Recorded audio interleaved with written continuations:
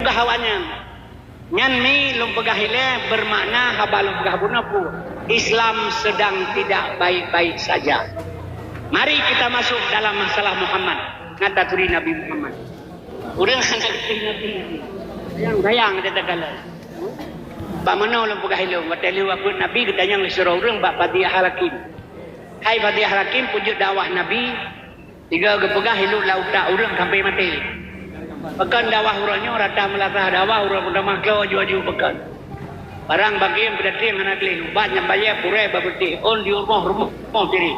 Santai rata tagaw atau nangro mudah mah palingnya pekan. Dijawab oleh Fadiyah Hakim mudah boleh kata dakwah zaman Nabi lagi puga urang tengah urang jaga. Yang dakwah ni jaga, yang dengar dakwah dengar. Jadi Nabi tukang dakwah jaga tengah cocok. Orangnya dakwah haji lagi puga urang dengar le urang mati. Yang dakwah dengar mati.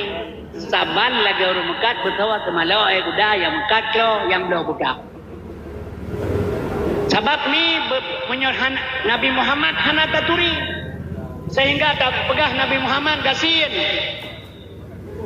Nya kan padahal Nabi Muhammad menyorhan Nabi Muhammad kan turi nang jana ude juga boleh.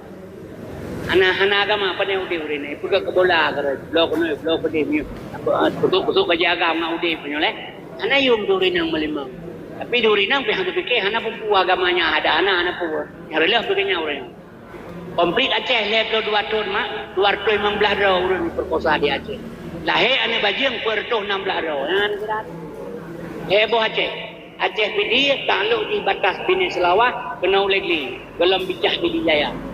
Abatas Aceh Utara, Batai Ili sampai truk Bandar Labu, yang Aceh Utara. Aceh Timur, Bandar Labu sampai truk Sungai Liput. Golong bicah Tamiang katanya. Heboh Aceh, lahir anak bajing di Aceh. Bertuh 16 roh hasil korban watif komra komplit. Heboh 2 tu. Bapak kan, uri inang anak-anak kita nyonyomi, maah lu pegah. Karena sadar diri. Nyalu kalian pengalaman, watif truk BKO kampung.